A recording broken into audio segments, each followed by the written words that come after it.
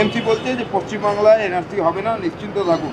হ্যাঁ, উনি মমতা বন্দ্যোপাধ্যায় বিধানসভায় বিল এনেছেন, পশ্চিমবাংলায় এনআরসি হবে না, কোনোদিনও হতে দেবেন না মমতা বন্দ্যোপাধ্যায়। প্রথম কথা হচ্ছে এনআরসি শুধুমাত্র আসামে হয়েছে এবং মমতা বন্দ্যোপাধ্যায়ের ক্ষমা চাওয়া উচিত মিথ্যে কথা বলার জন্য। এরকম মিথ্যেবাদী মুখ্যমন্ত্রী ভারতবর্ষে কেউ দেখেনি।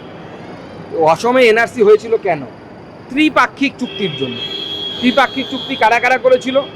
কেন্দ্রের কংগ্রেস সরকার, তখন মমতা ব্যানার্জি কংগ্রেস করতেন, কংগ্রেস করতেন, রাজীব গান্ধী সই করেছিল। তো রাজীব গান্ধী যখন কেন্দ্রের নেতা কংগ্রেসের, মমতা বন্দ্যোপাধ্যায় কোন রাজনৈতিক দলে ছিলেন? কংগ্রেসে ছিলেন। আসামের স্টুডেন্ট অর্গানাইজেশন আসু এবং তৎকালীন কংগ্রেসের রাজ্য সরকার আসামে যারা ছিল তাদের ত্রিপাক্ষিক চুক্তির ফলে অসমে এনআরসি হয়েছে। মমতা বন্দ্যোপাধ্যায় তার দায়ী নেই। তিনি যে পার্টি করতেন সেই পার্টির প্রধানমন্ত্রী সই করেছেন ওই ত্রিপাক্ষিক চুক্তিতে। তো স্বাভাবিকভাবে কেউ যদি অসমে গিয়ে থাকে বা অসমের কোথাও তার নাম উঠে থাকে, তখন স্বাভাবিকভাবে তারা এনআরসি নোটিশ পেয়ে যাচ্ছে। এনআরসি অসমেই আছে, অন্য কোথাও তো এনআরসি কেন্দ্র সরকার করেনি। এবং কেন্দ্র সরকারের সিদ্ধান্তের উপর নির্ভর করে যে এনআরসি হবে কি হবে না। ভারতবর্ষের সংবিধান বলছে ভারতবর্ষের নাগরিক কে হবে, নাগরিকত্ব কে পাবে, এই নিয়ে আইন তৈরি করার অধিকার কেন্দ্র সরকারের আছে। সংবিধান বলছে, সংবিধানটা তো নরেন্দ্র মোদী বানায়নি, সুকান্ত মজুমদারও বানায়নি। সংবিধানটা কিন্তু সেই সময়কার কংগ্রেসি নেতারাই বানিয়ে গেছে। নমস্কার বন্ধুরা, আমার নাম ধ্রুবজ্যোতি সরকার। সংবাদ মাধ্যমের মুখোমুখি হয়ে এনআরসি নিয়ে মমতাকে কটাক্ষ সুকান্তর। মুখ্যমন্ত্রী বিপদে পড়লে বাঙালি সেন্টিমেন্ট নেন, একজন অনুপ্রবেশকারীকেও বাংলায় থাকতে দেব না, হুঙ্কার সুকান্তর। বলছি, তৃণমূল সোশ্যাল মিডিয়ায় একটা পোস্ট করছে যে মুম্বাইতে পরিযায়ী শ্রমিকের মৃত্যু, কিন্তু তথ্য যাচাই করে দেখা যাচ্ছে তিনি বিবাহ বহির্ভূত তাদের অবৈধ সম্পর্কের জন্য খুন হয়েছে। পরিযায়ী শ্রমিক মিথ্যাচার। তৃণমূল ওইভাবে ভোট জিততে চাইছে। তৃণমূল মানুষকে বিভ্রান্ত করে বাঙালি মমতা বন্দ্যোপাধ্যায় বিপদে পড়লে বাঙালি সেন্টিমেন্ট নয়, সেন্টিমেন্ট নেন। আমি তো দেখলাম অভিষেক বন্দ্যোপাধ্যায় বলেছেন সবাই নাকি বাংলায় ভাষণ দেবে। আমি অপেক্ষা করছি কবে আমাদের ইউসুফ পাঠান লোকসভায় দাঁড়িয়ে বাংলা ভাষায় ভাষণ দেবে, কবিতা আবৃত্তি করবে। আমি তো অপেক্ষা করছি, দেখি কবে পারে। মমতা বন্দ্যোপাধ্যায় ইস্যুটা নিয়ে সরব হওয়ার পর পুলিশের তৎপরতা একেবারে তুঙ্গে। রাজ্য স্তরে বৈঠক হয়েছে, রাজ্য পুলিশের সোশ্যাল মিডিয়ায় পোস্ট করে হেল্পলাইন নম্বর দেওয়া হয়েছে।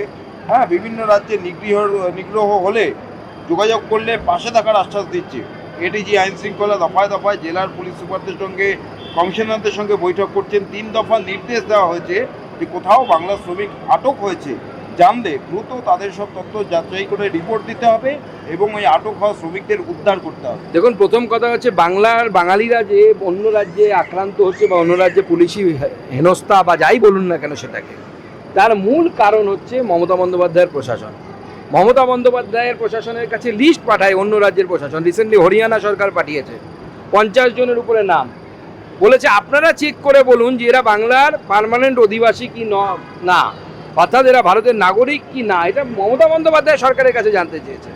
আপনাদের নিশ্চয়ই মনে আছে যখন অসমে এনআরসি হয়েছিল, আমাদের বাংলার মেয়েরা যারা অসমে বিয়ে হয়েছিল তাদের এনআরসিতে নাম ওঠেনি, শুধুমাত্র রাজ্য সরকার উপযুক্ত সময়ের মধ্যে, নির্দিষ্ট সময়ের মধ্যে কোনো তথ্য দেয়নি বলে বদমাশি করে দেয়নি। এটা মমতা বন্দ্যোপাধ্যায়ের জন্য হচ্ছে। মমতা বন্দ্যোপাধ্যায়ের কাছ থেকেই তো অন্যান্য প্রশাসন জানতে চাইছে। আচ্ছা, উনি তো বলছিলেন এতদিন যে বিজেপি করছে, তাহলে তামিলনাড়ুতে পরিযায়ী শ্রমিকরা একের পর এক অ্যারেস্ট হচ্ছে কেন?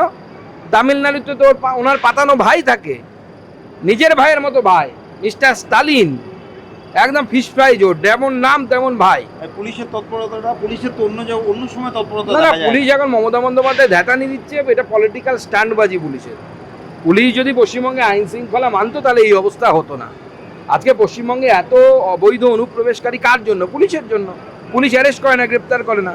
কত ভিডিও আছে সোশ্যাল মিডিয়াতে, দেখে নিন। বাংলাদেশ থেকে ভিডিও বেরোচ্ছে, হ্যাঁ আমরা বাংলাদেশি, আমরা ভারতে ছিলাম, আমাদেরকে পুশব্যাক করা হয়েছে, বলেছে পুলিশ যে আমরা তোমাদেরকে থাকতে দেবো না। আমরা পরিষ্কার বলছি, একজনও অবৈধ অনুপ্রবেশকারী বাংলায় থাকতে দেব না। মমতা বন্দ্যোপাধ্যায়ের পৈতৃক সম্পত্তিটা নাই বাংলা।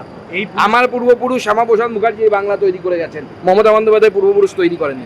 এই পুলিশের বিরুদ্ধে অভিযোগ হচ্ছে কামদুনিতে দোষীদের ধরতে পারেনি, ছাড়া পেয়েছে করেয়াতে। আজকে তমলুকে 7 বছর পর তথ্য প্রমাণ না থাকায় বেকসুর খালাস ধর্ষণ। আমি তো সেটাই বলছি, আমরা সেটাই বলছি বারবার, যে মমতা বন্দ্যোপাধ্যায় অপরাজিতা বলুন আর পুষ্পজিতা বিল বলুন, এই সমস্ত বিল হচ্ছে মানুষকে বোকা বানানোর জন্য। কামদুনিতে ছাড়া পেয়ে গেছে, আজকে তমলুকে ছাড়া পেলো, আগামী দিনে দেখবেন অন্যান্য জায়গাতে ছাড়া পাবে, কারণ তথ্য প্রমাণ লোপাট করার জন্য এরা স্পেশালাইজ সেল বানিয়ে ফেলেছে তৃণমূলের পুলিশের ভেতরে, যে তৃণমূলের নেতারা ধর্ষণ করবে আর সেই তথ্য প্রমাণ লোপাট করে আইপিএস আইএস যারা অফিসার তারা ধর্ষকদের বাঁচাবে। বন্ধুরা, ভিডিওটি ভালো লাগলে দয়া করে লাইক শেয়ার করে দেবেন, আমাদের পেজটা ফলো করে নেবেন আর আপনার মতামত কমেন্ট করে অবশ্যই জানান। ধন্যবাদ।